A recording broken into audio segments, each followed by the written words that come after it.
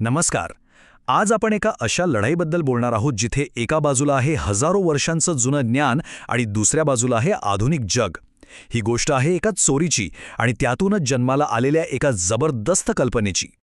विचार करा, एखादा उपाय जो आपली आजी-पणजी हजारो वर्षांपासून वापरत आलीये, त्यावर कुणी अचानक येऊन स्वतःच्या नावाचं पेटंट घेऊ शकतं का?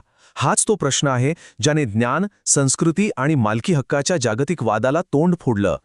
आता हा सगळा संघर्ष समजून घ्यायचा असेल तर आपल्याला आधी हे बघावं लागेल की नक्की कोणत्या खजिन्याचं रक्षण केलं जातंय, आणि तो खजिना म्हणजे आपलं पारंपरिक ज्ञान.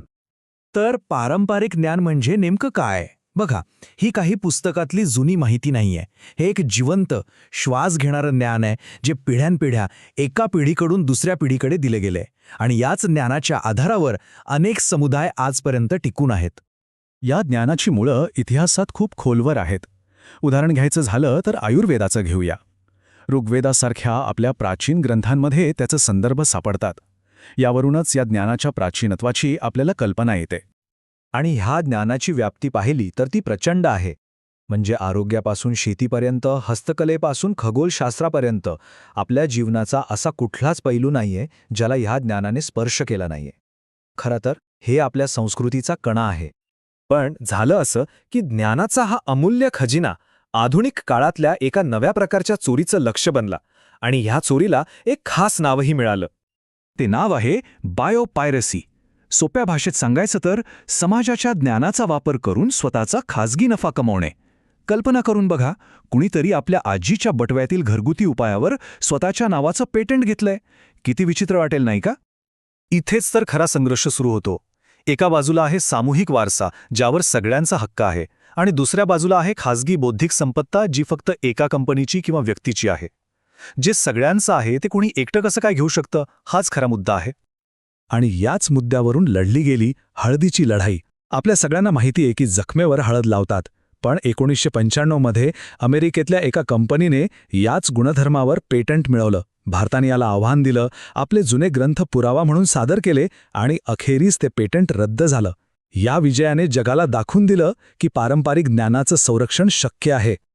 हळदीच्या प्रकरणानंतर भारताला एक गोष्ट लक्षात आली की अशा चोऱ्या थांबवण्यासाठी आपल्याला काहीतरी ठोस करायला हवं, आणि मग एका मोठ्या आणि सक्रिय संरक्षण प्रणालीची निर्मिती झाली. चला पाहूया ती काय आहे. आणि तो उपाय होता पारंपरिक ज्ञान डिजिटल लायब्ररी, म्हणजेच TKDL. डॉक्टर रघुनाथ माशेलकर यांच्या नेतृत्वाखाली सुरू झालेला हा उपक्रम अशा अनैतिक पेटंट्स विरोधात एका डिजिटल किल्ल्यासारखा उभा राहिला. खराच एक खूप हुशारीने उचललेलं पाऊल होतं हे. आता प्रश्न असा आहे की ही लायब्ररी काम कशी करते? तर बघा, या 4 सोप्या स्टेप्स आहेत. पहिलं, आपल्या सगळ्या जुन्या ग्रंथांचं डिजिटायझेशन केलं जातं. दुसरं, त्याचं वेगवेगळ्या आंतरराष्ट्रीय भाषांमध्ये भाषांतर होतं. तिसरं, हा सगळा डेटाबेस जगभरातल्या पेटंट ऑफिसेसना दिला जातो. आणि चौथं म्हणजे आता जेव्हा कोणी पेटंटसाठी अर्ज करतं तेव्हा परीक्षक सहजपणे तपासू शकतात की हे ज्ञान तर आधीपासूनच अस्तित्वात आहे. म्हणजे चोरी होण्याआधीच चोराला पकडण्यासारखं आहे. पण थांबा, गोष्ट इथे संपत नाहीये. ही डिजिटल लायब्ररी ही तर फक्त एक भाग आहे.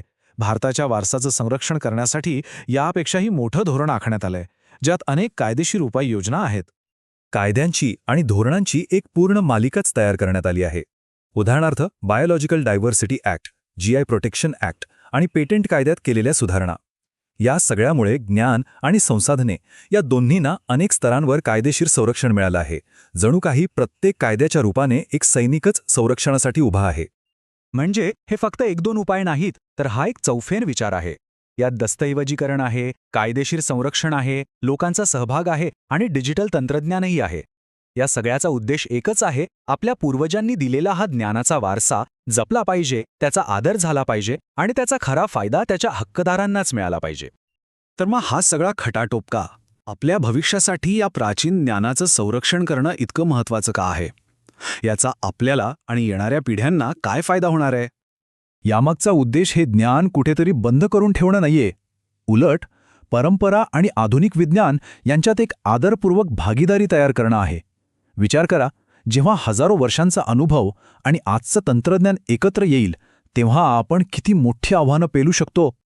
कारण पारंपरिक ज्ञानाचं संरक्षण करणं म्हणजे फक्त आपली सांस्कृतिक ओळख जपणं नाही, तर ते शाश्वत विकासासाठी आणि भविष्यातल्या नवनवीन शोधांसाठी एक अत्यंत महत्त्वाचा स्रोत आहे. भारताचा हा अनुभव जगासाठी एक उत्तम मॉडेल आहे. पण हा प्रश्न आपल्या सगळ्यांसाठी आहे की आपण प्रगती आणि परंपरा यांचा समतोल कसा साधणार. आपण असं भविष्य कसं घडवू शकतो जिथे प्रत्येक नवीन शोध आपल्या मुळांचा आदर करेल, यावर नक्की विचार करायला हवा.